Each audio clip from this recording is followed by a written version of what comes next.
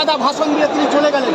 আমরা এর বিরুদ্ধে দেখবেন এই যত শিক্ষাকর্মী এবং শিক্ষকরা রয়েছে আজকে এই নতুন আন্দোলনের নতুন অভ্যুত্থানের সৃষ্টি হবে পশ্চিমবাংলায়। অযোগ্যদের পাশাপাশি যোগ্যদেরও চাকরি চলে গেছে।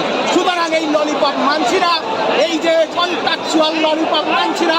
আমাদের এসব দিয়ে কী হবে? মুখ্যমন্ত্রীকে অবশ্যই যোগ্য যারা আছে তাদের নিখুঁত এবং নির্ভুল লিস্ট তালিকা প্রকাশ করতে হবে। সেই তালিকা নিয়ে সুপ্রিম কোর্টে রায় পুনর্বিবেচনা ফাইল করে যোগ্যদের চাকরি বাঁচাতে হবে।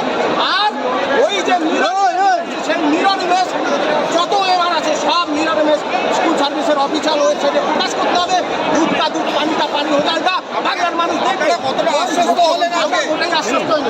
বলেন নতুন লয়ার সব কিছু বলবেন। এখন তো এইসব কথা বলবেনই, গাল ভরা খারা মুখ পুড়েছে তো সব তো বলবেন মুখ্যমন্ত্রী যে আমি এই করবো সেই করবো। এত বড় দুর্নীতি তিনি বলছেন অন্যদের দায় চাপাচ্ছে, সুপ্রিম কোর্টের দায় চাপাচ্ছে। এত দুর্নীতি করেছে মুখ্যমন্ত্রী এবং তার ফুল ক্যাবিনেট। তাদেরকে এই বিচারের আওতায় কেন আনা হচ্ছে না? কেন নিজের মেধায় পাওয়া গ্রাম বাংলার আদিবাসী, নবশূদ্র, তপশিলি, মুসলমান সকলের যে চাকরিটা যোগ্যদের চাকরিটা কেড়ে নেওয়া হয়েছে কেন? কেন?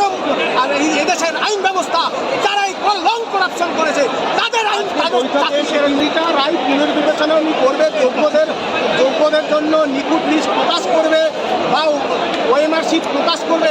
এ সম্পর্কে কোনো বক্তব্য তার মধ্যে নেই। আমি যোগ্যদের পাশে আছি। তাতে 21শে জুলাই সভামঞ্চ বলেছিল যে কারো চাকরি যাবে না। আজকে দেখা যাচ্ছে অযোগ্যদের পাশাপাশি যোগ্যদেরও চাকরি চলে গেছে।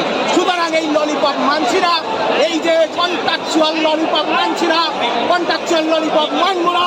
তার জন্য সমস্ত আত্মত্যাগের জন্য এই যোগ্য অধিকার যত যোগ্য শিক্ষক রয়েছে সংগ্রামী যৌথ মঞ্চ বা অন্য যে গ্রুপ আপনারা সর্বোচ্চ আত্মত্যাগের জন্য প্রস্তুত হন। দিন এবং মিরর ইমেজ কোথায় পাবেন আমরা জানি না, সেইটা এসএসসির ওয়েবসাইটে আপনারা আপলোড করুন। কারণ যোগ্যদের চাকরি বাঁচাতে হবে। বাংলার শিক্ষা ব্যবস্থার সাথে মাননীয় মুখ্যমন্ত্রীকে বলতে হবে তিনি কোন পক্ষে আছেন, পক্ষে না অযোগ্যদের পক্ষে। এটা পরিষ্কারভাবে আজকে পরিষ্কার হলো না। এক গাদা ভাষণ দিয়ে তিনি চলে গেলেন।